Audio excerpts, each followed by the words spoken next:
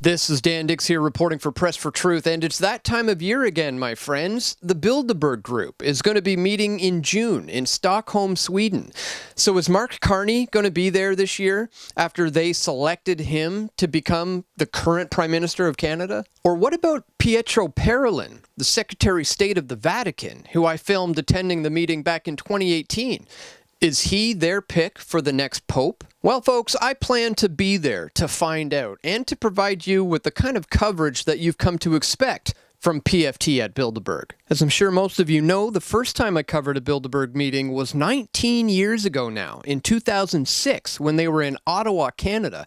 And when I got home from covering that event, I officially launched Press for Truth in June of 2006. And what a wild journey it's been since then. I ended up making a documentary film about the Bilderberg Group based on my 2012 coverage titled The Turning Point, which outlined a shift that was taking place in regards to their exposure, and it also delved deep into the Canadian connection to Bilderberg. And I've attended just about every meeting since then, aside from the COVID years where I was a prisoner in my own country because I wasn't allowed to fly without being vaccinated. And over the years of covering this meeting, I've been detained many dozens of times. I was arrested and thrown in jail once. I infiltrated the group and got inside during lockdown once, before being kicked out after getting discovered. And I've confronted probably over 100 different members at various times over the years. Here's just a tiny snippet of some of the crazier moments of my years of covering this very powerful and secretive group.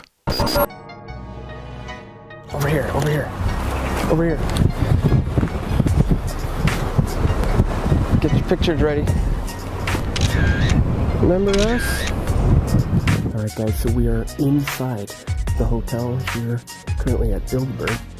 You attended a conference, and I'm curious as to your opinions about the organization, and that is the Bilderberg Group. What sorts of things were discussed when you were there, and what do you think of Bilderberg?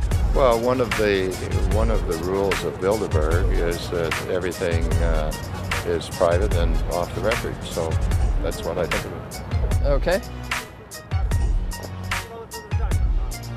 Mr. Wolfenson, how was Bilderberg this year, sir? I wasn't there. You weren't there? What was on the agenda this year? I don't remember. You don't remember? Very secretive. Very secretive? You guys have to stay here until the police arrive. Yeah, and then we can, the police will arrive, then we and can then straighten this one out. okay. For what? You're detaining me? There's not going to be a problem. You guys don't have the authority to do this. I have here. No, you don't. I'm not sure if you remember me or not. I met you a few years ago, and you kindly signed your book for me, and in exchange I gave you a copy of one of my documentary films. Can you tell us, I'm just curious, because every time we ask somebody, it's so secretive. Why does nobody talk about it? It's really, really secretive organization. You don't know. But then you're escalating this on purpose. No, I'm not. I know who you are, we're trying. You know who I am? I know what you do. Yes. How do you know who I am and what I do? What do I do? Because you're filming me right now. Daniel, you are gonna stay here until the police arrive. That is your only option. Really? It is, yes. You have to respect the private law and the privacy, no matter if it's a police officer or if it is a private person. Did the police officers respect the privacy of some of the journalists when they came to their hotels and took down their information? I don't know. Okay. I don't know. Yeah. I don't know. Just left the hotel. It's eerily quiet. There's absolutely nobody around here. I'm pretty sure we're the only people staying at the hotel right now. He said there's 3 people staying. That's right. He just said there's only 3 people at the hotel, and that's me, Luke, and Jeff. What do you use the pictures for? News. Yeah. News. Yeah. That's all. Yeah.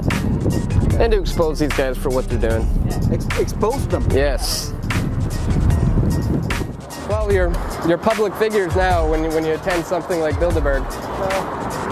This is kind of what comes with the territory now. According to you. No, I think you'll see it if you attend more. I would encourage you not to, though. From what I heard, there's some nefarious things that go on. And again, that doesn't necessarily mean that you're up to anything nefarious at all, but... I'm going to show you right now. Okay. Okay. Okay. Yes, now. Alright. Yes, it was the hotel at the end.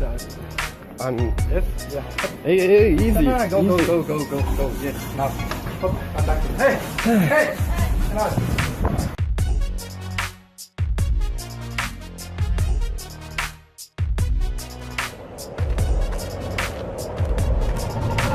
Crazy times indeed, but here we are, guys. It's 2025, and the Bilderberg Group is going to be meeting in June in Stockholm, Sweden. And I think this year in particular is going to be huge. First of all, consider this clip from my 2018 coverage in Turin, Italy, where a very unusual guest was invited. And perhaps one of the most interesting figures I've seen on this list, because I've never seen anyone quite like this ever at a Bilderberg before, is Pietro H.E. Parolin. He is a cardinal and a Secretary of State at the Vatican. Yes, you heard that right. The Secretary of State of the Vatican is going to be here in a couple of days from now, meeting in this 4-star hotel in Turin, Italy, to discuss the fate of the world with some of the most powerful and influential people.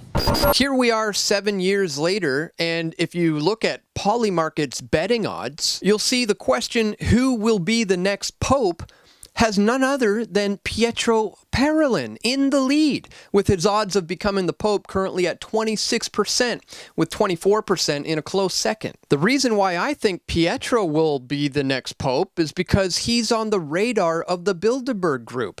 And I understand just how powerful and influential they are. I mean, just look at their pick for the Canadian Prime Minister, Mark Carney, who just 3 months ago was relatively unknown to most Canadians. And now, on Polymarket, he has a whopping 85% lead in his chances of winning against conservative Pierre Poilievre. So it's as I've said many times before, guys, the system isn't broken. The system is fixed. And a lot of this stuff happens at Bilderberg. Interestingly enough, I once secretly filmed the Swedish billionaire banker Jacob Wallenberg, who's a member of the Bilderberg steering committee. I managed to get some info out of him back then, and it looks like he's going to be helping with the hosting of this year's meeting in his hometown of Stockholm, Sweden. All right, I just confronted a steering member of the Bilderberg Group, and he said he would talk to me if I shut the camera off. So I hit the button and showed him that it was off, and then I secretly hit it again and continued to record. Here's the conversation that I captured. It's not very sensational. We discussed the questions that were published in the press release. Okay. And it's a sit-down panel debate and Q&A. Okay. And then we go through these things. There are no decisions being made, but that's not the purpose. It's an exchange of views. No decisions being made? I saw a television screen a couple of years ago in Copenhagen, and in this meeting room too. Yeah. Do people get Skyped in? No. Okay. No. It's just so you see whoever is speaking. Okay. Oh, I see. So it's like a normal conference. So when one person speaks, they get projected on the screen? Exactly. Okay. Cool. So, but you understand why people are concerned about the... No, not at all. No? Not at all. Well, because it's done in secret. There are thousands of meetings of this nature taking place every day in the world. Right. And this is the only one where you guys go. There are thousands of meetings. True. With decision makers, politicians, business people, what have you. I guess it's the lack of transparency that people are concerned about. Did you lose your group? You lost your group? They went this way. They went that way. Okay. Yeah. So, well, thank you for informing us a little bit more about what's going on here, sir. And that's what I do, guys. I want to stay on top of what these guys are doing. Understanding what this group is doing by documenting who they are inviting is a way to tell what's going to happen before it happens on the global stage. I've made countless predictions that have come to fruition, not because I have a crystal ball, but it's because I study and uncover what the Bilderberg Group is doing. And that's exactly what I want to do again this year.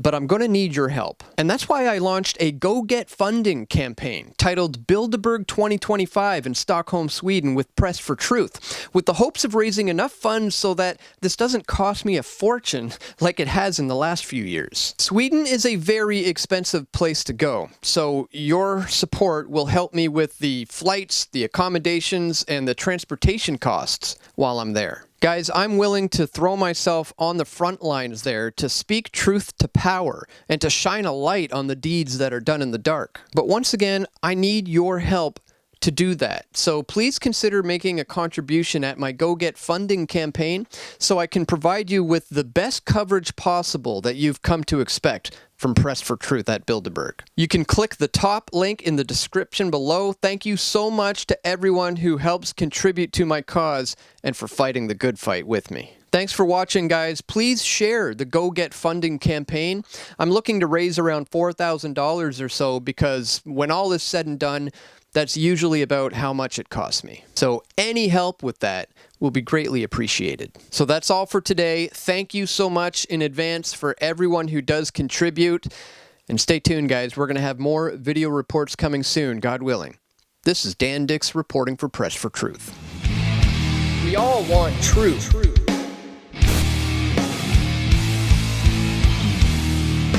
The truth will set you free.